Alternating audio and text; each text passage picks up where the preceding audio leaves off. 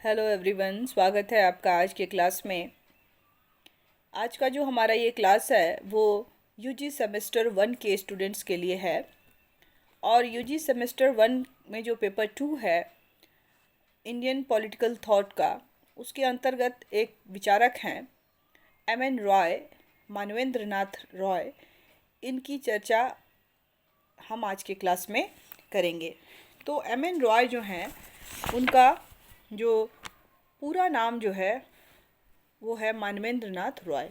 M.N.. Roy का जो जीवन काल है वो 1886 से लेकर 1954 तक का था।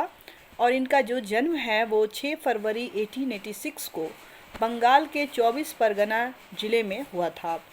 और इन्होंने अपने जीवन काल के अंतर्गत जो भी राजनीतिक चिंतन दिया, जो भी राजनीतिक सिद्धांत इन्होंने बनाए और जितनी भी रचनाएं इन्होंने लिखी और उनके कौन कौन से विचार थे, इन सब का अध्ययन जो है आज हम लोग अपने इस क्लास में करेंगे। तो एम.एन. रॉय जो हैं, उनका जो प्रारंभिक जो उनका नाम था, जो बचपन का जो उनका नाम था, वो नाम था नरेंद्र नाथ भट्टाचार्य। नरेंद्र नाथ भट्टाचार्य। प्रारंभिक शिक्षा जैसे कि सभी की अपनी स्थानीय जगह पे होती है, उसी तरह उसी तरह जो एम.एन. रॉय थे, उनका भी जो प्रारंभिक शिक्षा उनके अपने स्थानीय विद्यालय से पूरी हुई। और उनके जीवन में जो परिवर्तन आया, जो बोल्शेविक क्रांति था, बोल्शेविक क्रांति जो था, उससे बाद जो है क्या होता है, और उसके बाद वह रूस चले जाते हैं। और वहाँ जाने के बाद वह लेनिन के सहयोगी रहते हैं, सहयोगी बनते हैं, उनके साथ रहते हैं। और फिर 1930 में जो है ये भारत जो है वो लौट कर आते हैं। और यहाँ जब वो आते हैं तो यहाँ की जो परिस्थितियाँ हैं उसका जब जो वो देखते हैं, तो और देखने के बाद उन्होंने एक नए सिद्धांत या अपने एक नए विचार को जो है वो देते हैं। और उस विचार को जो है वो हम लोग मौलिक मानवतावाद, नव मानवतावाद, मानवतावाद या वैज्ञानिक मानवतावाद के नाम से हम लोग जानते हैं। तो और इसके बाद इन्होंने जो दूसरा जो इम्पोर्टेंट जो इन्होंने बात बताई है वो है कि उन्होंने दल विहीन लोकतंत्र के बारे में भी बताया है कि दल विहीन जो है वो लोकतंत्र को कैसे प्रतिपादित किया जाएगा, इसके वो समर्थक थे और इसके बारे में उन्होंने बताया है। वैसे तो दल विहीन जो लोकतंत्र का कंसेप्ट था वो बहुत ज़्यादा व्यवहारिक नहीं था, इसलिए उतना सफल नहीं हुआ। लेकिन जो यह है, ये जो दल विहीन जो लोकतंत्र है, वो जो है एक आदर्श समाज के लिए आईना जो है वो दिखाने की कोशिश करता है। तो जो व्यवहारिक नहीं होता है, लेकिन फिर भी एक आदर्श समाज के लिए अपनी महत्ता जो है वो बनाए रखता है। जैसा कि मैंने पहले भी बताया कि एम.एन. रॉय जो है वो आधुनिक भारतीय राजनीतिक चिंतक या विचारक हैं। और भारतीय राजनीतिक चिंतन में इनका महत्वपूर्ण स्थान रहा है। इनकी लेखनी जो थी काफ़ी स्ट्रॉन्ग थी, बहुत अच्छी थी। उन्होंने बहुत सारी किताबें लिखी जो समस्याओं से, और एक सबसे इम्पॉर्टेंट जो इनके व्यक्तित्व की जो बात थी वह यह थी कि इन्होंने जहाँ से भी जो भी अच्छी चीज़ें देखी, चाहे वो मार्क्सवाद हो, चाहे वो उदारवाद हो, चाहे वो गांधीवाद हो, तो उन हर जगह से जो अच्छी बातें थी उन्होंने अपने अपने विचारों में उसको स्थान दिया, अपनी कृतियों में उसको स्थान दिया और उसको और अधिक विकसित करने का इन्होंने प्रयास किया है। तो ये इनका प्रारंभिक जो था जीवन था, उसके बारे में हमने चर्चा की। और इनकी जो कुछ महत्वपूर्ण रचनाएं हैं उसके बारे में अब हम चर्चा करते हैं। तो इनकी जो महत्वपूर्ण जो रचनाएं हैं उसमें जो पहली जो रचना है इनकी है वो है रीज़न, रोमेंटिज्म एंड रेवोल्यूशन।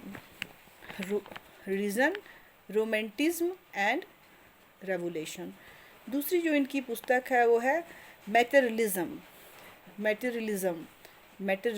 दूसरी जो उनकी पुस्तक है वो है मैटेरियलिज्म, 1937 में ये प्रकाशित हुई। तीसरी जो उनकी पुस्तक है वो है इंडिया इन ट्रांसजिशन, इंडिया इन ट्रांसजिशन, ये 1922 में। चौथी जो इनकी पुस्तक है वो है India problems and it's solution, Indian problem and it's solution.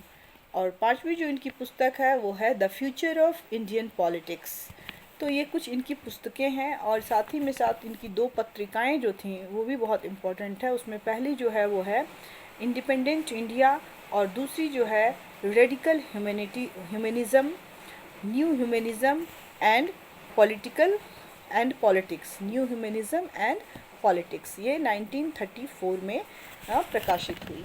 और राय ने जो अपनी जो प्रारंभिक पुस्तकें लिखी, मतलब प्रारंभिक इनकी जो पुस्तकें थी, जैसे कि इंडिया इन ट्रांसविज़न जो इनकी पुस्तक थी, ट्रांसविज़न जो उन्होंने लिखी, जो 1922 में लिखी गई।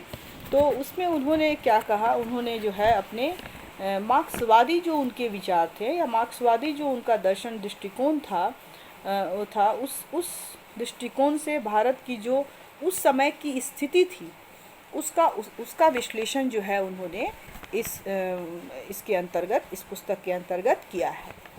अब है कि इन्होंने जो है 3 जो इम्पोर्टेंट जो सिद्धांत या विचार अपने बताए हैं, उसमें है लोकतंत्र का विचार, नव मानवतावाद का विचार और मार्क्सवाद से संबंधित इनके विचार। अब हम 1 बाय 1 करके इसके एक एक विचारों का अध्ययन करेंगे। तो सबसे पहले हम अध्ययन करते हैं इनके लोकतंत्र पर जो इन्होंने विचार दिए थे वो क्या थे। तो जो लोकतंत्र का जो विचार था, एम.एन. रॉय ने लोकतंत्र के बारे में जो विचार दिया वो मानववाद या उदारवादी लोकतंत्र, मानववाद या उदारवादी लोकतंत्र का इन्होंने जो है वो समर्थन किया है। इन्होंने मनुष्य को नैतिक इकाई के रूप में स्वीकार किया है, करते हैं, और नैतिक मनुष्य का विकास स्वतंत्रता के आधार पर, उन्होंने क्या कहा कि नैतिक मनुष्य का विकास स्वतंत्रता के आधार पर ही संभव जो है वो हो सकता है और स्वतंत्रता उसे कहाँ मिल सकती है, तो स्वतंत्रता जो है उसे उदारवादी लोकतंत्र के अंतर्गत ही मिल सकती है या संभव हो सकती है। निश्चित रूप से उदारवादी लोकतंत्र में वे लोकतंत्र को सर्वाधिकारवादी जो था की तुलना में अधिक श्रेष्ठ व्यवस्था मानते हैं। मतलब है कि उदारवादी जो लोकतांत्रिक व्यवस्था है उसको सर्वाधिकारवादी जो व्यवस्था से वो जो है हमेशा जो है वो उसको श्रेष्ठ मानते हैं। ये बातें उन्होंने कही। दूसरी जो बात जो उन्होंने कही कि जो लोकतंत्र जो है, जो लोकतंत्र के हर पहलू के बारे में जो है उन्होंने चर्चा करते हैं और सुझाव देते हैं कि जो जन समितियां हैं, जन समितियों के माध्यम से, जो जन समितियां हैं उनके माध्यम से सारे कामों का संपादन होना चाहिए। जिससे क्या होगा, जो भी राजनीतिक सत्ता थी उसमें क्या था, सत्ता जो थी वो कहाँ केंद्रित थी, शक्ति जो थी केंद्रित जो है वो केंद्रित हो गया था। मतलब वर्तमान व्यवस्था में राजनीतिक सत्ता जो है वो क्या है, वो केंद्रित हो गई है। तो उदारवादी व्यवस्था में जो चुनाव प्रणाली चल रही थी या चल रही है उसमें क्या है, योग्य व्यक्तियों के चुने जाने की कोई संभावना नहीं दिखाई देती है। इसलिए वे कहते हैं कि जन समितियों के माध्यम से कार्यों का संपादन किया जाना चाहिए, जिससे संगठित लोकतंत्र का रूप प्रदर्शित होगा। और संगठित लोकतंत्र को एम.एन. रॉय ने आदर्श लोकतंत्र का नाम दिया है और कहा है। तो इसका एग्जाम्पल हम लेते हैं इसको समझने के लिए कि जो भी नेता जो हम लोग चुनते हैं या चुने जा रहे हैं या चुने जाते हैं, उसकी कोई श्योरिटी नहीं होती है कि जो वो व्यक्ति जो है वो सही काम करेगा। तो इसलिए छोटे छोटे क्या है, समितियों के माध्यम से अपने कार्यों का संपादन करें या निर्णय लीजिए, जिससे कि एक संगठित लोकतंत्र जो है सामने आएगा और जो है एक आदर्श लोकतंत्र होगा जिसमें सभी के लिए सभी तरह की व्यवस्थाएं जो है वो की जाएगी। आदर्श लोकतंत्र में जो समितियां होंगी वो समितियां जिन्हें जन समिति कहते हैं का नाम दिया गया है, ये समितियां केंद्र के रूप में कार्य करेंगी, जो केंद्र के रूप में कार्य करेंगी। इनका कार्य करने का तरीका होगा क्या होगा, कैसे काम करेगी, तो वो स्थानीय लोगों के सहयोग से होगा। स्थानीय जो लोग हैं वो उनके सहयोग से काम होगा। जितनी भी संस्थाएं हैं उनसे मिलकर ये काम जो है वो संपादन करेंगी। तो इससे क्या होगा कि जब समितियाँ कार्य करेंगी तो राज्य के सर्वशक्तिमान होने का जो डर है वो ख़त्म हो जाएगा। और एम एन रॉय ने कहा क्योंकि वे ये जो हैं वो उदार लोकतंत्र के समर्थक थे। तो इन्होंने मतलब क्या कहा, उन्होंने कहा कि जो शक्तियाँ जो अभी उदारवाद में अभी जो परंपरा चल रही है उसमें क्या है, जो सारी शक्तियाँ जो है वो एक जगह केंद्रित हैं। तो जो छोटे छोटे समितियों के माध्यम से जो है वो सत्ता का विकेंद्रीकृत करके जो है वो काम करेगी। और ये सत्ता जो जो इंस्टीट्यूशंस बने हुए हैं उनसे मिलकर और स्थानीय लेवल पर स्थानीय जो लोग हैं उनके साथ मिलकर वो काम करेंगी। तो इस तरह से क्या होगा, स्थानीय जो समस्याएं हैं उनका वास्तव में जो है वो निराकरण हो पाएगा। तो इस तरह से इन्होंने इसके अंतर्गत, लोकतंत्र के अंतर्गत इन समितियों की चर्चा की है। दूसरी जो बात इसके अंतर्गत उन्होंने महत्वपूर्ण बात बताई, वो बताया कि दल विहीन लोकतंत्र की बात की, जो पार्टीलेस डेमोक्रेसी की बात की है। तो ये क्या है, तो इसमें देखिए ये व्यवहारिक तो नहीं है, लेकिन एम एन रॉय ने दल विहीन लोकतंत्र की बात की, जबकि व्यवहारिक नहीं है। राय ने लोकतंत्र में जो सबसे बड़ा दोष पाया था वह यह था कि इसमें जो दल विद्यमान थे, जो दल व्यवस्था जो थी, इसका सबसे बड़ा दोष, लोकतंत्र में सबसे बड़ा दोष जो मानते हैं वो किसको मानते हैं, दल को मानते हैं। इन्होंने कहा कि लोकतंत्र को स्थापित तो किसी और उद्देश्य से किया गया था, लेकिन इसमें दल व्यवस्था स्थापित हो गया है या हो जा रहा है, जिसमें दल जो हैं अपने अपने हितों के लिए कार्य करते हैं। और समय समय पर चुनाव के दौरान हमने देखा है कि आपस में किस तरह से वो लोग छीना झपटी करते हैं, तरह तरह के एक दूसरे के अगेंस्ट प्रचार करते हैं, लुभावने अट्रैक्टिव जो है वो नारे देते हैं और एक दूसरे को नीचा दिखाना चाहते हैं। और जो है पूरी तरह से वो मतलब उसको सही नहीं मानते, और समाज की वास्तविक जो समस्या है उस पर इनका ध्यान नहीं होता। इनका ध्यान सिर्फ इस पर होता है कि किस तरह से हम सत्ता में स्थापित हो सकें, और इसके लिए जो भी इन्हें समझ में आता है प्लस माइनस करना, वो सब वो करते हैं और करके जो है लोगों का विश्वास जो है वो जीतने का प्रयास जो है वो करते हैं। तो हमें लोकतंत्र को बचाना है तो हमें क्या करना होगा, तो हमें लोकतंत्र में दलों को समाप्त करना होगा, ये उनका कहना था और पड़ेगा, और हमें दल विहीन लोकतंत्र की स्थापना करनी पड़ेगी। ये तभी ये जो है वो अच्छे से वो काम कर सकता है, लोकतंत्र का जो सही आदर्श है वो अपने आदर्श रूप में कार्य कर सकता है। दूसरी जो इम्पोर्टेंट बात इसके अंतर्गत उन्होंने कही, वो कही कि सत्ता का विकेंद्रीकरण होना चाहिए। उसकी सत्ता के विकेंद्रीकरण पर बल देते हैं, मतलब कहीं भी सत्ता एक जगह केंद्रित नहीं होनी चाहिए, बल्कि उसका विकेंद्रीकरण होगा, तभी जो है और भी संस्थाएं मजबूत होंगी और एक अच्छे स्वस्थ समाज की जो है वो स्थापना हो पाएगी। एम एन रॉय ने ये बातें कही हैं। उसके बाद ये था इनका लोकतंत्र से संबंधित जो उनके अपने विचार दिए थे उसके बारे में। अब हम चर्चा करते हैं इनका एक बहुत ही महत्वपूर्ण विचार जो है, जिसके लिए ये जाने जाते हैं, नव मानवतावादी विचार।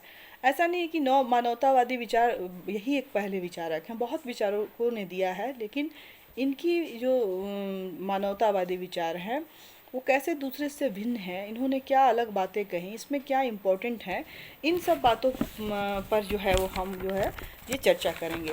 तो इसमें उन्होंने नव मानवतावाद जो सिद्धांत है इसको वो मौलिक मानवतावाद या वैज्ञानिक मानवतावाद के नाम से पुकारते हैं, मतलब ये सभी चीज़ें जो है एक ही हैं। तो इनका पूरा चिंतन जो है एम एन रॉय ने जो दिया है, चाहे इसे मानववाद कहिए या नव मानववाद कहिए या मौलिक मानववाद कहिए या इसे वैज्ञानिक मानववाद कहिए, सभी जो है वो एक ही हैं। मानववाद जो है जो पूर्वी जो सभी मानवतावादी जो सिद्धांत थे से भिन्न है। कैसे भिन्न है, तो राय मानववाद की मूल समस्या जो है,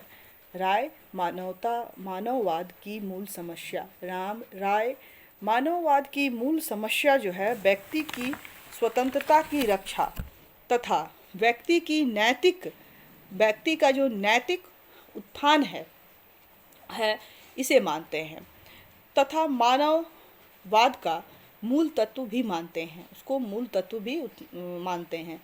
मतलब मानववाद का जो मूल जो तत्व है वो क्या है, व्यक्तित्व का उत्थान होना चाहिए, और दूसरा जो है वो है कि उनके स्वतंत्रताओं की रक्षा होनी चाहिए। ये उसका मूल मंत्र मानते हैं। तो जो मानववाद है, मानववाद की जो है मूल समस्या जो है, समस्या से उसे उसका जो मूल समस्या है उसके रूप में वो उसको देखते हैं। और वे कहते हैं कि मनुष्य स्वभाव से क्या है, विवेकपूर्ण एवं नैतिक है। मनुष्य जो है वो स्वभाव से विवेकपूर्ण और नैतिक है, और उन्मुक्त जो है वो, और न्यायपूर्ण समाज की व्यवस्था का निर्माण करने के लिए स्वतंत्र है। तो मनुष्य स्वभाव से नैतिक है, और कैसा क्या है, विवेकपूर्ण है, और उन्मुक्त और न्यायपूर्ण समाज की जो है वो व्यवस्था का निर्माण जो है वो करने के लिए स्वतंत्र है, ये वो मानते हैं। राय ने जो मौलिक मानवतावाद का जो मूल तत्व जो दिए हैं, उनमें सबसे जो महत्वपूर्ण बात है उसको समझने की आवश्यकता है कि वो क्या बात है। तो रॉय ने क्या कहा है, राय ने मानवतावाद के दौरान जो मानवीय बुद्धि और विवेकवाद में विवेकवाद में विश्वास रखते हैं।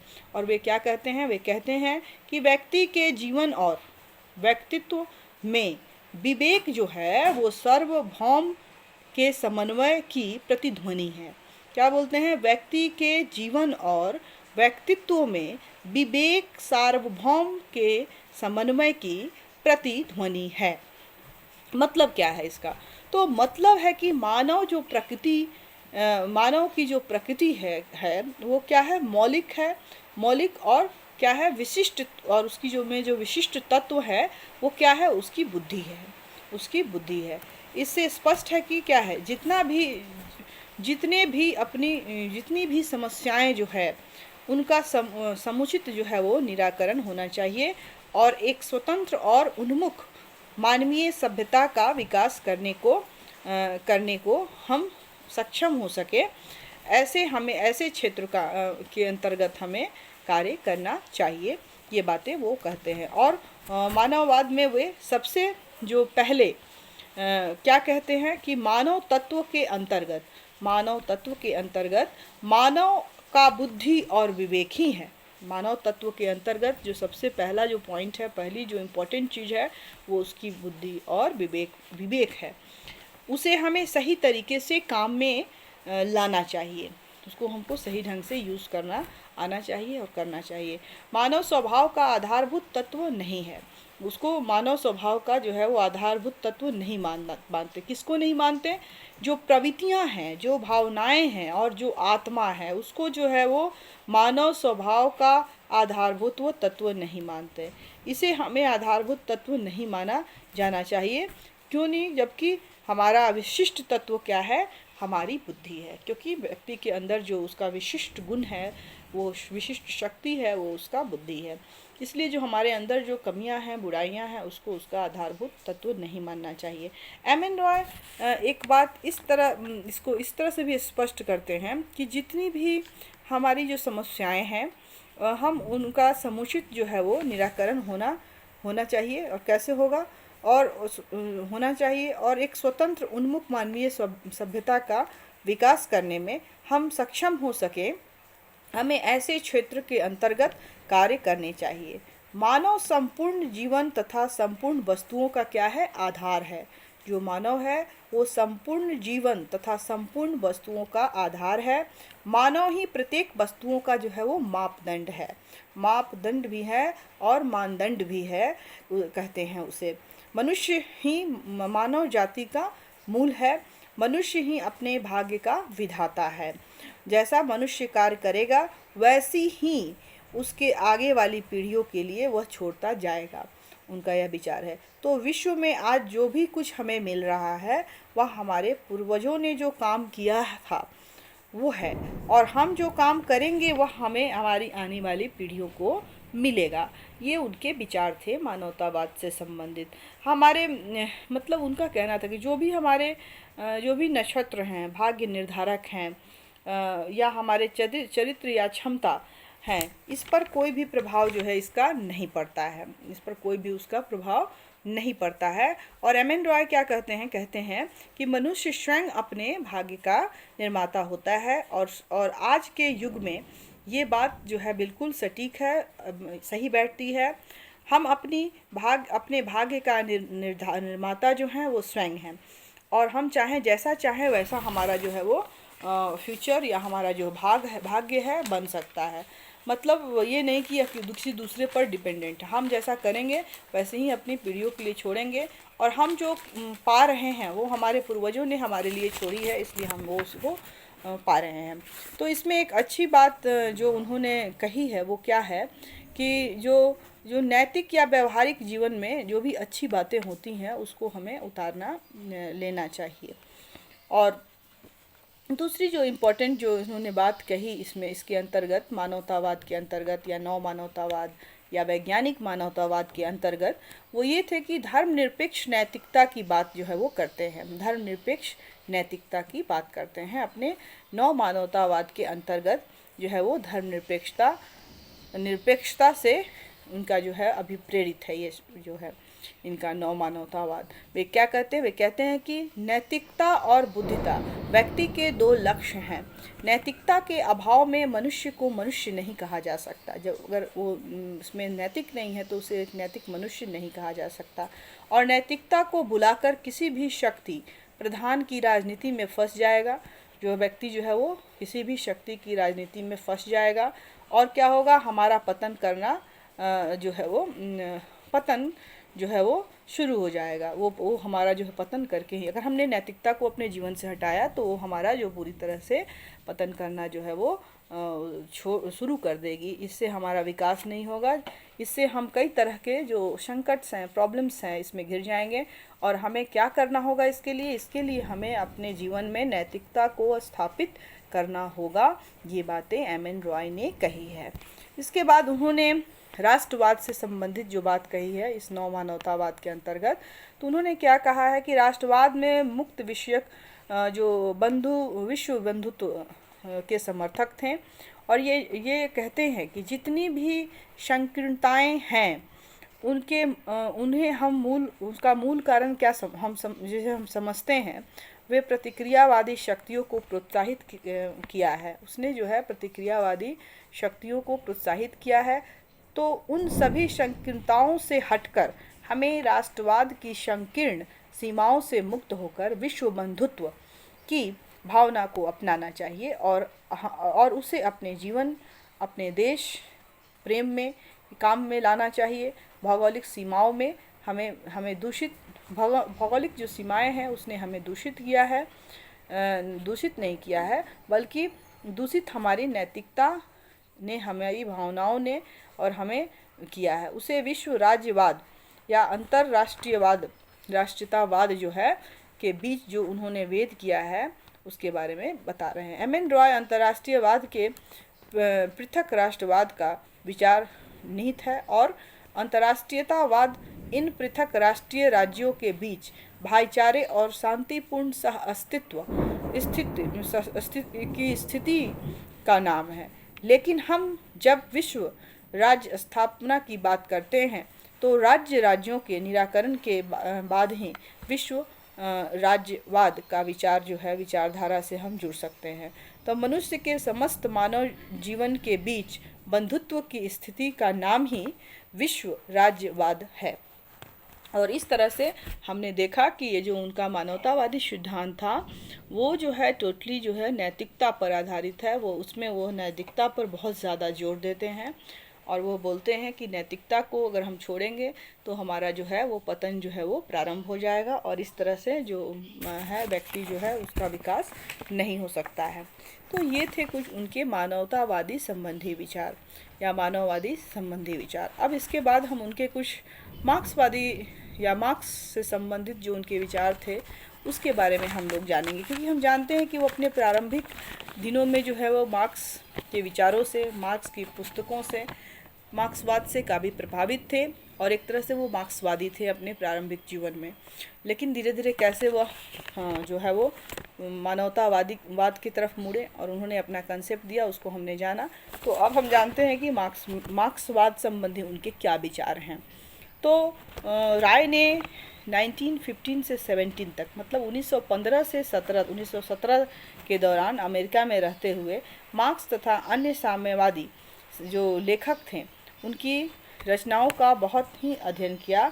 और उस अध्ययन से मार्क्स के जो द्वंद्वात्मक भौतिकवाद था और वर्ग संघर्ष पर अपना एक पकड़ या कमांड बना लिया। जो उन्होंने पुस्तकें पढ़ी कार्ल मार्क्स की या और भी जो साम्यवादी विचारक थे, समाजवादी विचारक थे उस समय के, तो उनकी जो किताबें पढ़ी और ख़ासकर स्पेशली जब उन्होंने कार्ल मार्क्स की जो पुस्तकें पढ़ी तो उसमें उनका द्वंद्वात्मक भौतिकवाद है और वर्ग संघर्ष का जो उन्होंने सिद्धांत दिया है उससे वो काफ़ी प्रभावित हुए और उस पर काफ़ी कंट्रोल हो गया, काफ़ी अच्छे से उसको समझ गए थे। तो समझने के बाद उसने क्या किया, मार्क्स के दर्शन से प्रभावित हुए। लेकिन राय ने कि जो मार्क्सवाद से में जो आस्था बढ़ी, जो उनके अंदर जो मार्क्सवाद संबंधी विचार के प्रति जो उनकी आस्था बढ़ी, उसके पीछे कारण क्या थे? उसका पीछे कारण जो था कि मार्क्स की जो वैज्ञानिक विधि थी, जो साइंटिफिक मेथड्स जो उसने यूज़ किया था अध्ययन करने के लिए, वो उससे काफ़ी प्रभावित थे, जो साइंटिफिक मेथड्स था। और दूसरा जो था कि मूल लक्ष्य में आस्था थी। जो मार्क्स था उसने जो पीड़ित और शोषित लोग थे, लोगों के प्रति जो सहानुभूति दिखाई थी, उससे एमएन रॉय इन वर्गों के लिए भी सहानुभूति इनके मन में भी, इनके दिलो दिमाग में भी ये बात आई। तो इससे भी वो काफ़ी ज़्यादा प्रभावित हुए थे। उसके बाद इसलिए जो मार्क्स की जो प्रवृत्ति थी, उसके पीछे जो लक्ष्य था उसके बारे में इतनी गहरी आस्था उनकी हो गई थी। तो उसके बाद क्या था कि मार्क्सवादी के सकारात्मक पक्ष के साथ साथ उसमें कुछ नकारात्मक पक्ष भी थे। तो सकारात्मक पक्ष में इसके बाद मार्क्स का जो द्वंद्वात्मक भौतिकवाद था वो वास्तव में हीगल से क्या था, प्रभावित था। जो राय जो थे वे क्या थे, द्वंद्वात्मक भौतिकवाद में द्वंद्वात्मक से तो नहीं, लेकिन जो भौतिकवाद था उससे जो है उसमें उनकी गहरी आस्था थी। एमएन रॉय ने पूर्ण भौतिकवाद से सहमत थे। एमएन रॉय जो थे, जो मार्क्स का जो द्वंद्वात्मक भौतिकवाद का सिद्धांत था उसमें उसके द्वंद्वात्मक जो उसने विचार दिए थे उससे तो नहीं, लेकिन जो उसने भौतिकवादी संबंधी जो उसने विचार बताए थे वह उससे पूर्ण रूप से सहमत था। और उससे वो सहमत था और वो मानता था कि जो भौतिकवाद जो है वो संपूर्ण जो ज्ञान का जो है वो स्रोत है, वो उनका कहना था। और ये तो मार्क्सवाद में ही जो मार्क्सवाद है उसमें सहमति की बात की थी। तो अब हम इसमें, तो ये तो उनकी सहमति से लेकर बात है। अब है कि मार्क्स के बहुत सारे विचारों से वो असहमत भी थे, तो वो किन किन बातों से असहमत थे अब उसकी हम लोग चर्चा देखेंगे। जैसा कि मैंने बताया कि द्वंद्वात्मक भौतिकवाद में वो आस्था नहीं रखते थे, लेकिन भौतिकवाद में वो अपनी काफ़ी निष्ठा रखते थे, काफ़ी उससे प्रभावित थे। तो इसके अंतर्गत पहली जो उनकी सहमति जो थी वो द्वंद्वात्मक पद्धति जो थी उससे वो सहमत नहीं थे। उसके बाद जो इतिहास की व्याख्या मार्क्स ने की है, जो उसकी में हुई है, वह किस आधार पे हुई है? वह आर्थिक आधार पे उसने व्याख्या की है। तो मार्क्स इससे भी असहमत हैं। उनका मानना है कि सिर्फ जो है आर्थिक आधार पर इतिहास की जो है वो व्याख्या नहीं की जानी चाहिए। उसकी व्याख्या जो है, क्योंकि भौतिक प्रक्रियाओं को भी आप स्वीकार कर रहे हैं, क्योंकि जो मार्क्स ने क्या कहा कि सिर्फ जो आर्थिक आधार पर जो है इतिहास की व्याख्या नहीं होगी। क्यों? क्योंकि उसमें और भी बहुत सारे तत्व होते हैं, जैसे कि नैतिक आधार पर उसकी व्याख्या होनी चाहिए। भौतिक प्रक्रिया को आप स्वीकार कर रहे हैं, लेकिन जो नैतिक प्रक्रिया जो है उसको बिल्कुल वो मतलब स्वीकार नहीं करते हैं मार्क्स। तो इस कारण से जो है वो उनसे इनमें असहमति है, और इस कारण जो राय है मार्क्सवाद की आलोचना करते हैं और करते हुए लिखते हैं कि द्वंद्वात्मक पद्धति संसार को बदलने की, क्या कहते हैं कि जो द्वंद्वात्मक जो प्रक्रिया है संसार को बदलने की, उस संबंध महान क्रांतियों का कोई भी स्थान नहीं रहने देगी। जो उसकी प्रक्रिया है जो मार्क्सवादी दर्शन से प्रेरित हों। तो क्या बोलते हैं वो कहते हैं कि उस संबंध में महान क्रांतियों का कोई भी स्थान जो है नहीं रहने देगी जो मार्क्सवादी दर्शन से प्रेरित हैं, ये राय ने कहा। द्वंदात्मक भौतिकवाद में जो इतिहास की व्याख्या है वो आर्थिक आधार पर हुई है और ये जो सिद्धांत है इसलिए एकांगी सिद्धांत है, एकांकी इसका स्वरूप है, इसलिए वो इसका समर्थन नहीं करते। इसके बाद उन्होंने कहा कि मध्यम वर्ग जो है, मध्यम वर्ग के संबंध में मार्क्सवादी दृष्टिकोण जो था वो क्या था, वो त्रुटिपूर्ण था, उन्होंने त्रुटिपूर्ण था। तो वो क्या कहते हैं, राय कहते हैं कि मार्क्स की जो धारणा है कि मध्यम वर्ग का है जो क्या होगा, एक दिन लोप हो जाएगा, तो इससे ये बिल्कुल सहमत नहीं है, क्योंकि जैसे जैसे आर्थिक क्रियाकलाप बढ़ेंगे, क्रियाओं का विकास होगा, वैसे वैसे मध्यम वर्ग जो होगा और बढ़ेगा, नहीं फलेगा फूलेगा, ना ही कि उसका अंत होगा। इसलिए मार्क्स के कुछ विचार से वे जो हैं सहमत थे, लेकिन कुछ विचारों से वो जो है असहमत थे। तो ये कुछ उनके मार्क्सवाद से संबंधित विचार थे जिसके बारे में हमने चर्चा की। अब है कि इनके जीवन से कुछ जो फैक्चुअल चीज़ें थी, तो वो थी कि जो 1930 में यह कानपुर षड्यंत्र में 6 वर्ष की इनको जेल की सज़ा हो गई और 1936 में यह भारत के में जो साम्यवादी दल था अपना नेतृत्व कायम करना चाहते थे, लेकिन कर नहीं पाए और आंदोलन जो था, साम्यवादी आंदोलन था, वो उससे अलग हो गए और उन्होंने 1936 में कांग्रेस में प्रवेश किया और 1939 में कांग्रेस के अंदर ही लीग ऑफ रेडिकल कांग्रेस की स्थापना की और 1940 में इन्होंने मौलाना आज़ाद के विरुद्ध कांग्रेस के अध्यक्ष के पद का चुनाव लड़ा, जो हार गए और कांग्रेस से भी वो अलग हो गए, अपने आप को पूर्णतः अलग कर लिया और दिसंबर 1940 में जो है रेडिकल डेमोक्रेटिक पार्टी की स्थापना की और 45-46 में जो चुनाव हुए उसमें दल को कोई खास जो है वो सफलता नहीं मिली और इसके कारण से जो है उसने इसको भी छोड़ दिया या इस दल का भी समाप्त कर दिया। तो ये कुछ उनके जो है जीवन से संबंधित कुछ बातें हैं जो मैंने आपके साथ शेयर की।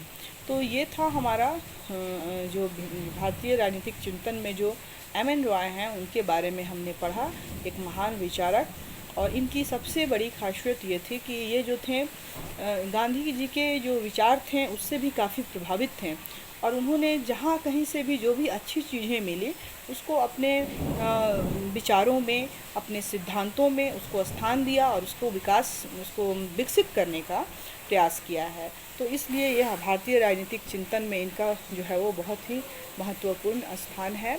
तो ये था जो है उनका जो मानववाद से संबंधित विचार या लोकतंत्र से संबंधित विचार या मार्क्स से संबंधित विचारें हैं उसके बारे में हम लोग जो हैं उन्होंने अध्ययन किए।